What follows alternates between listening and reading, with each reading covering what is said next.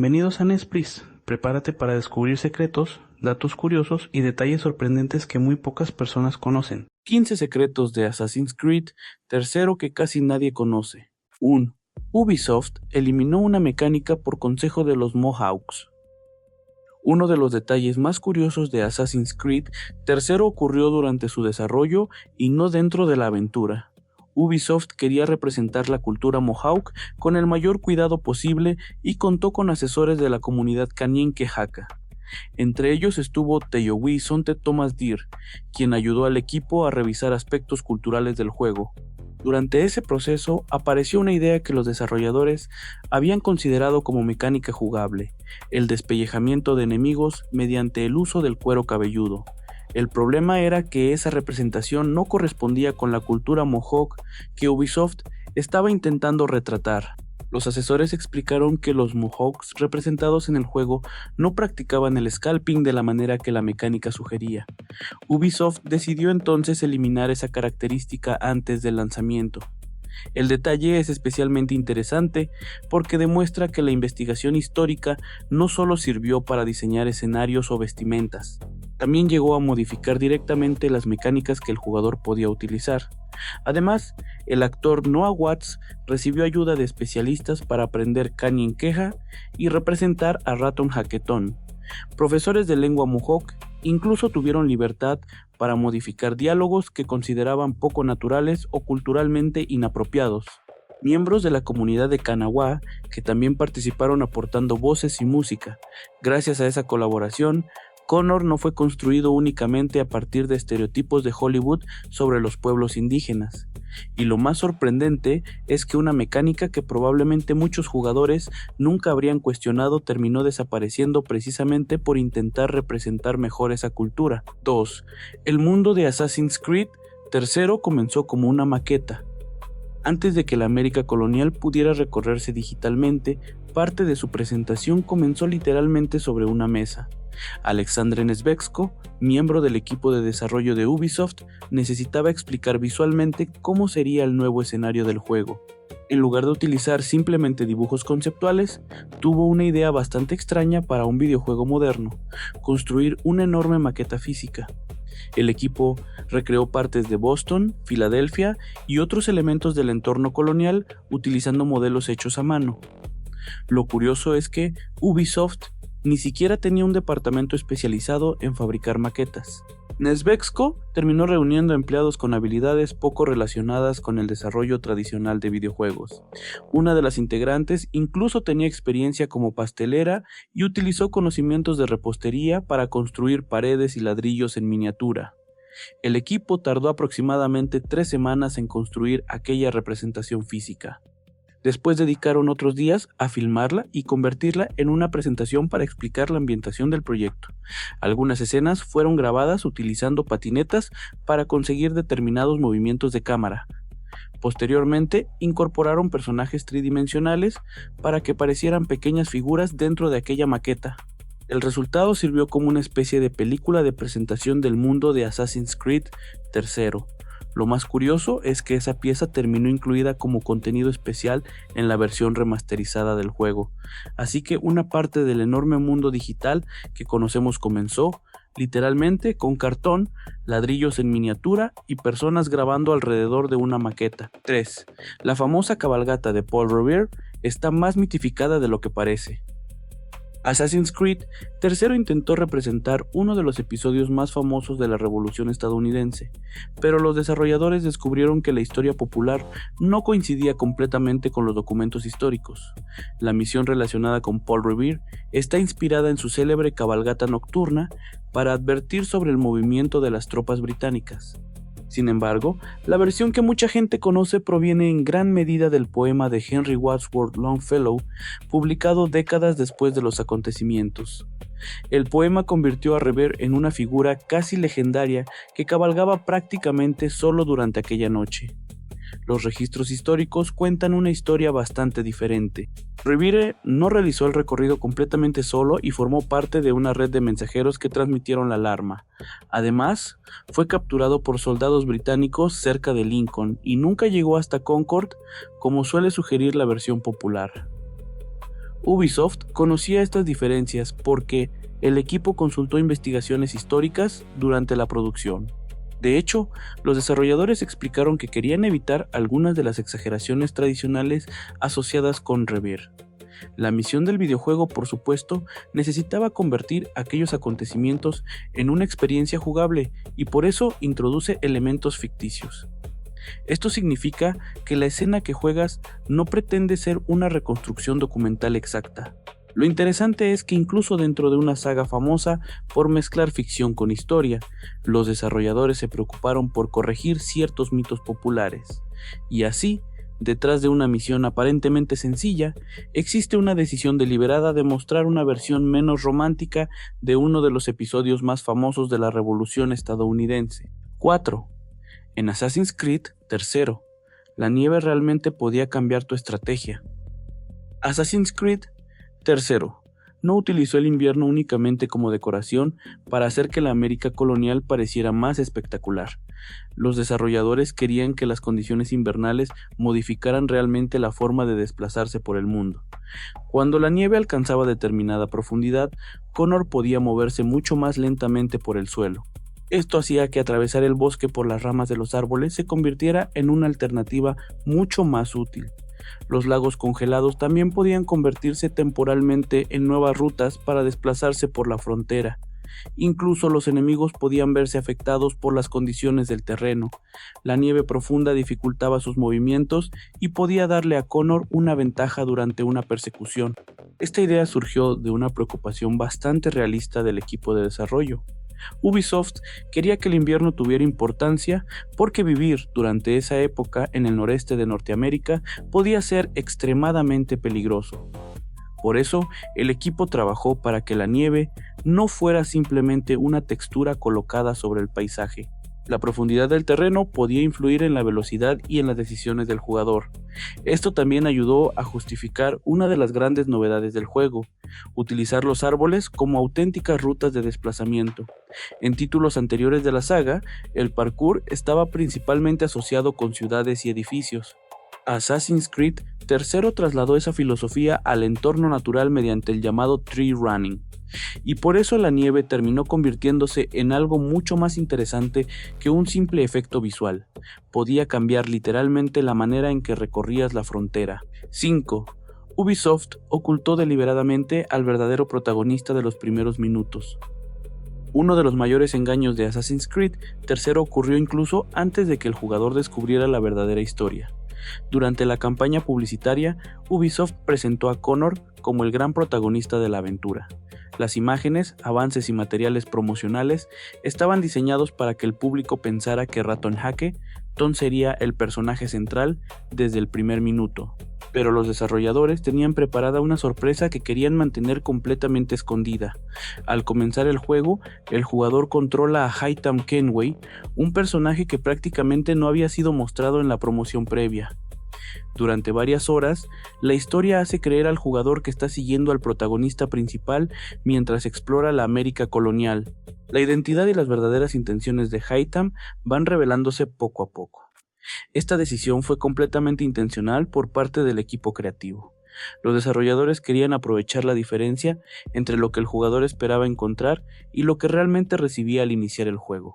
Incluso consideraron que revelar demasiado sobre Haytham antes del lanzamiento habría arruinado parte del impacto narrativo.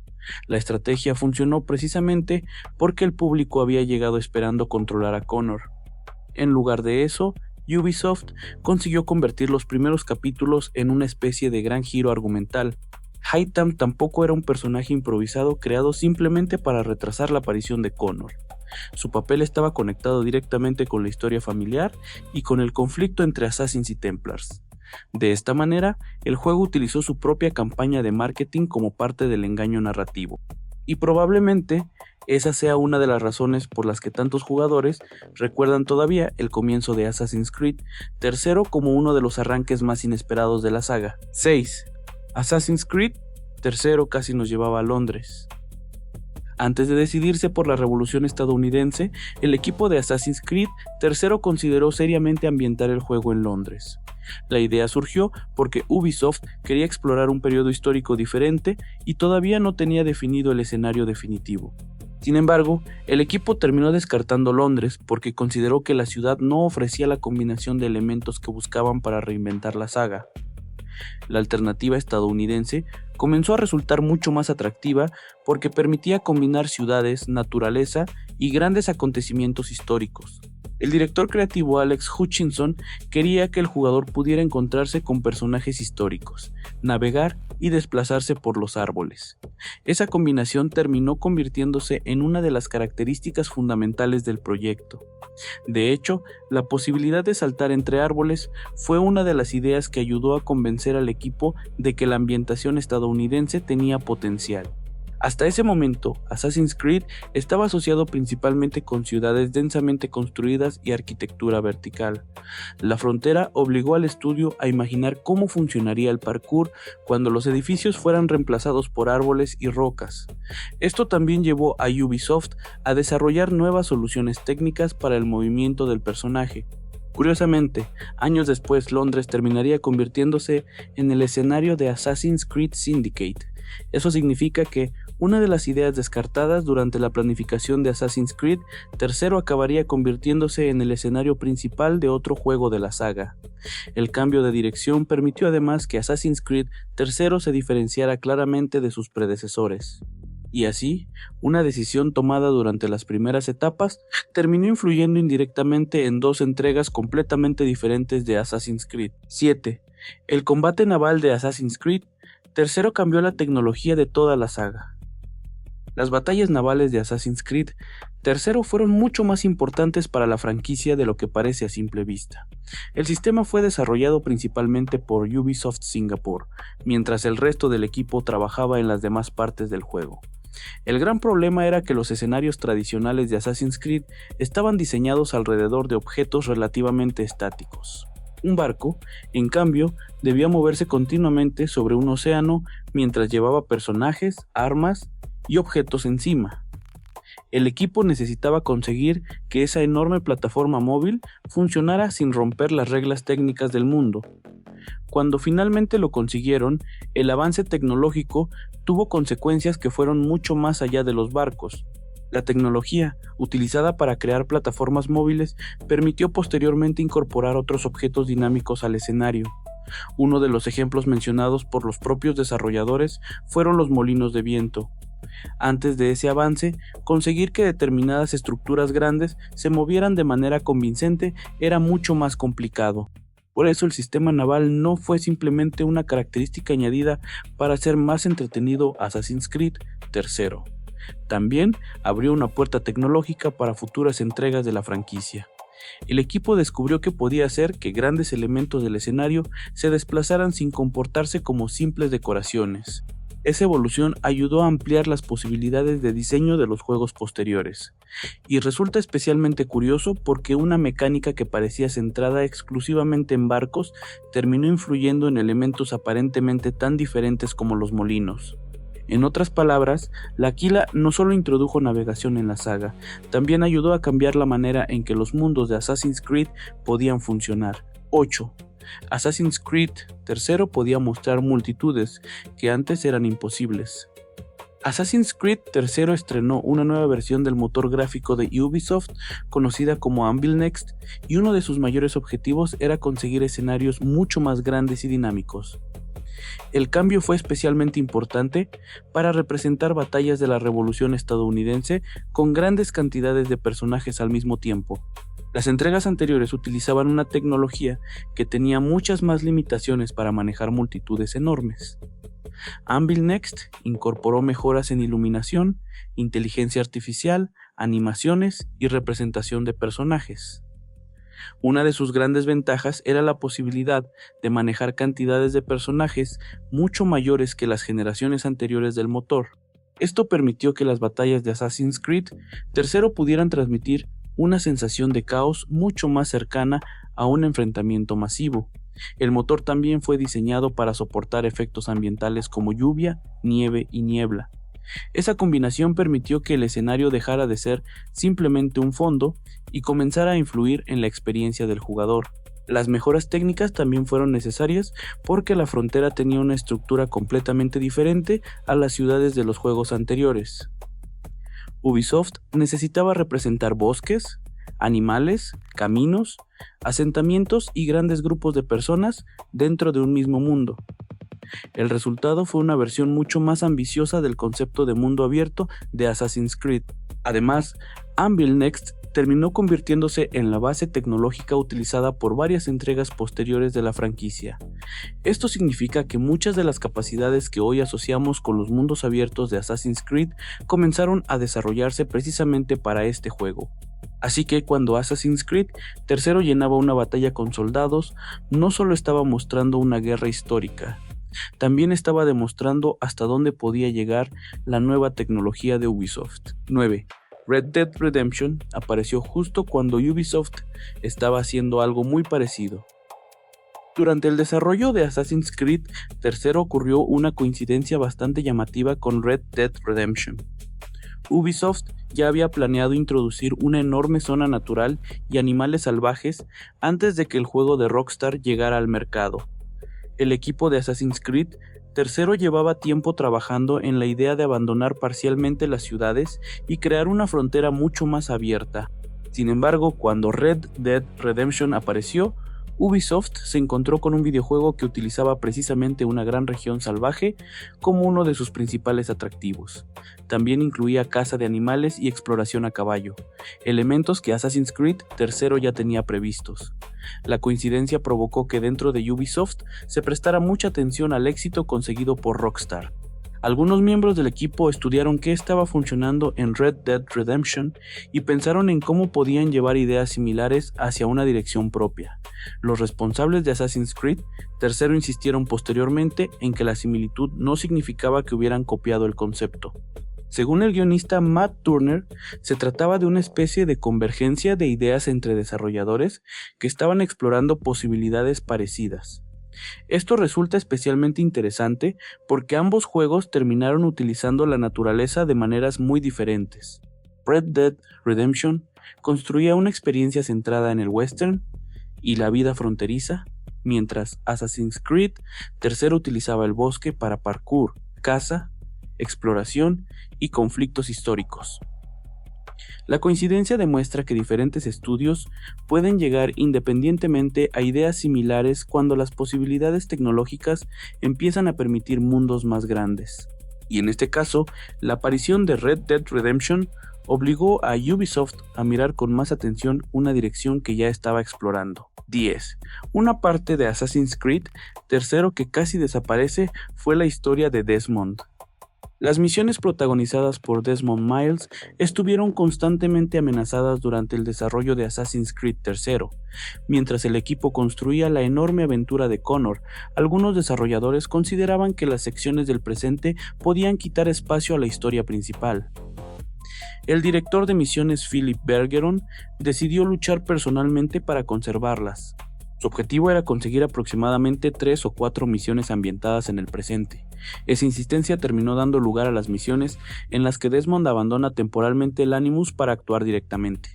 Entre ellas se encuentran escenarios modernos como Nueva York y Brasil.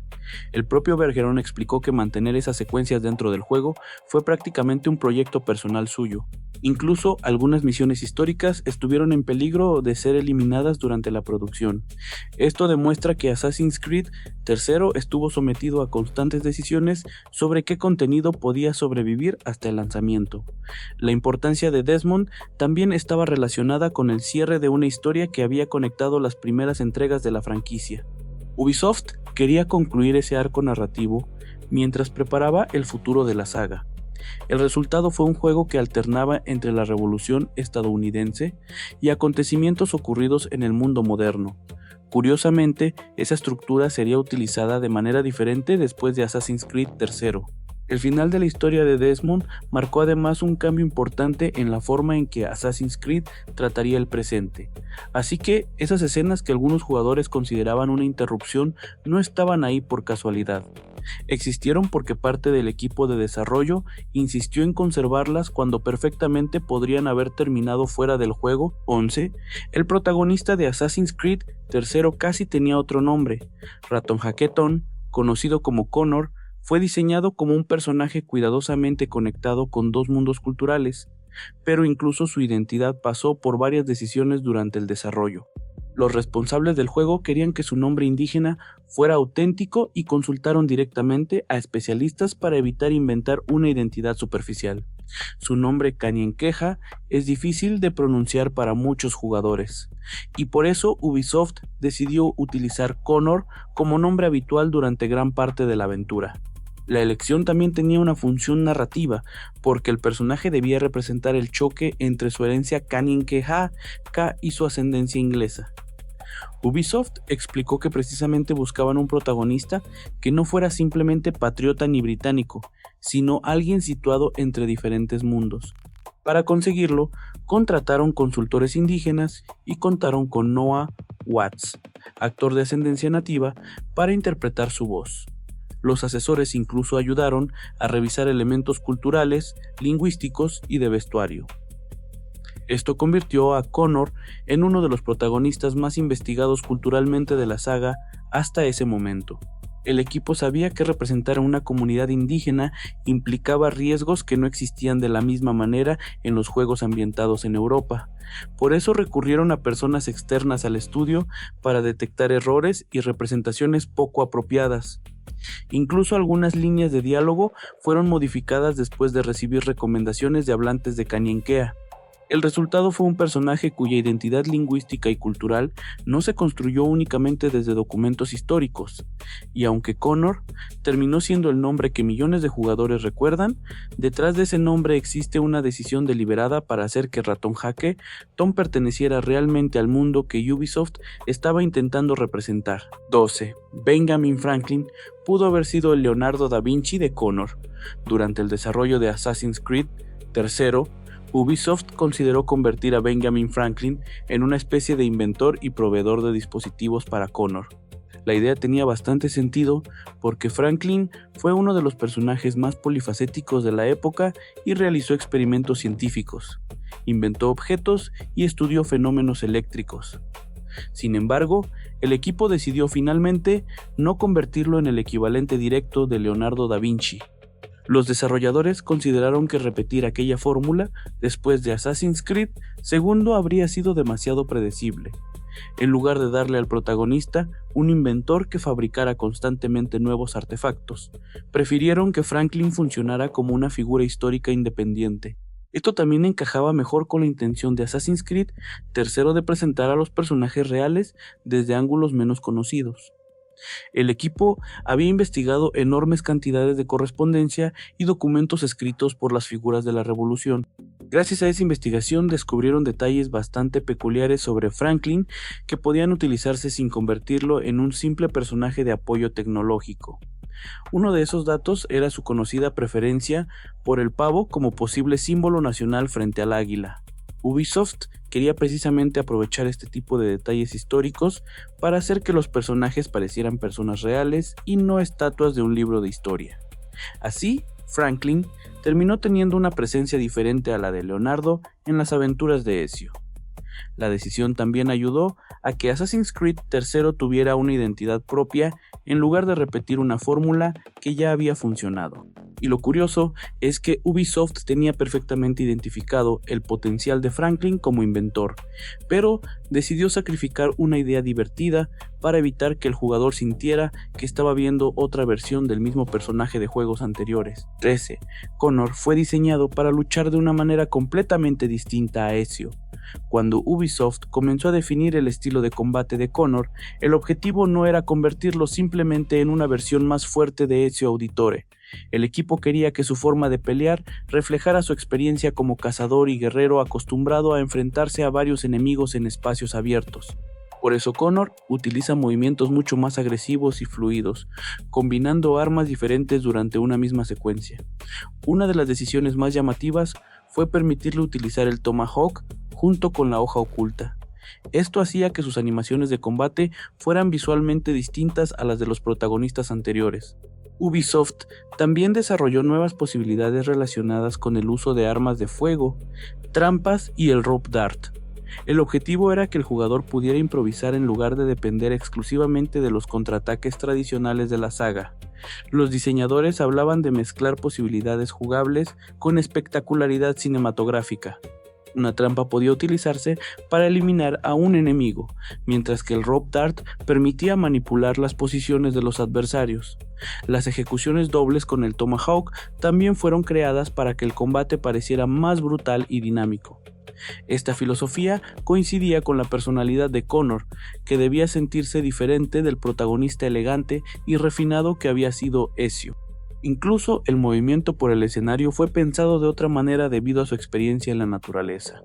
Connor podía combinar desplazamiento entre árboles, persecución y combate de una manera que ningún Assassin anterior había podido hacer. Por eso su estilo no fue simplemente una cuestión estética. Ubisoft utilizó su personalidad, su entorno y sus habilidades para construir un sistema de combate que hiciera que jugar como Connor se sintiera realmente diferente. 14. Assassin's Creed III convirtió la naturaleza en una parte real del parkour. Antes de Assassin's Creed III, el parkour de la saga estaba diseñado principalmente alrededor de ciudades, edificios, tejados y monumentos.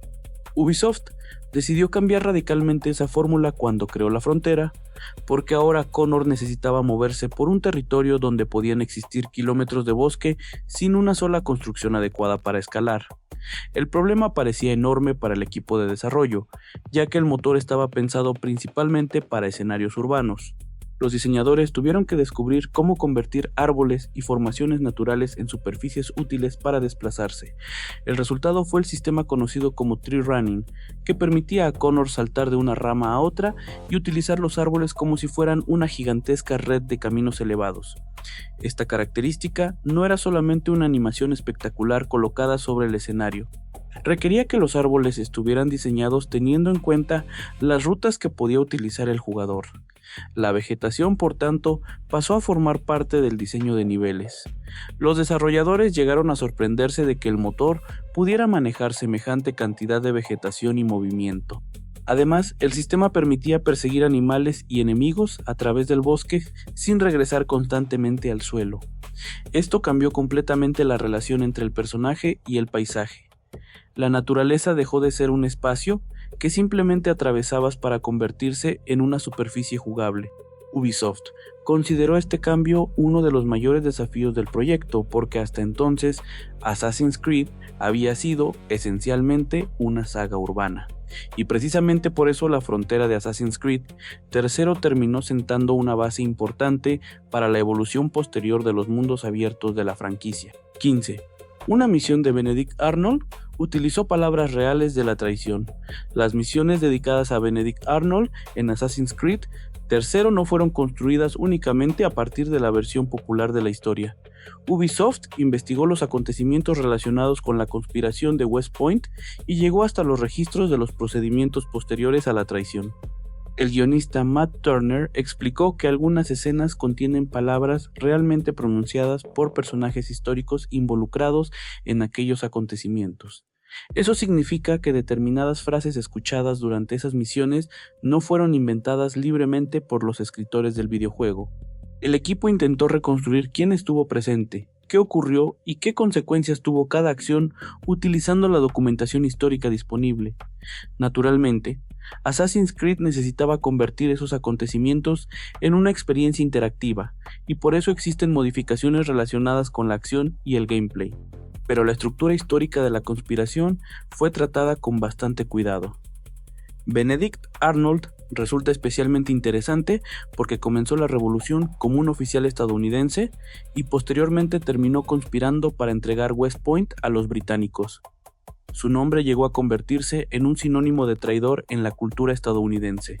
Ubisoft aprovechó precisamente esa fama para contar una historia que muchos jugadores reconocían, pero cuyos detalles concretos probablemente desconocían. Además, las misiones fueron diseñadas para encajar con los temas de lealtad, traición y doble identidad presentes en la campaña principal. Por eso, Arnold no aparece simplemente como un villano histórico colocado para rellenar una misión secundaria. Su historia funciona como un reflejo de uno de los conflictos centrales de Assassin's Creed III. Y lo más curioso es que, mientras Connor corre y combate durante estas secuencias, algunas de las palabras que acompañan a la conspiración proceden directamente de documentos históricos relacionados con el caso. Hasta aquí llegan las curiosidades de hoy. ¿Cuál de todas te sorprendió más? Cuéntanos tu respuesta en los comentarios o comparte otro dato curioso sobre este tema que conozcas. En Nespris nos encanta leer a nuestra comunidad y a partir del próximo video estaremos mostrando algunos de los mejores comentarios en pantalla, así que tu mensaje podría aparecer en el siguiente episodio. Si disfrutaste este contenido, no olvides dejar tu like, suscribirte y activar la campanita para no perderte ninguna de nuestras próximas curiosidades. Gracias por acompañarnos y recuerda, siempre hay algo nuevo e increíble por descubrir.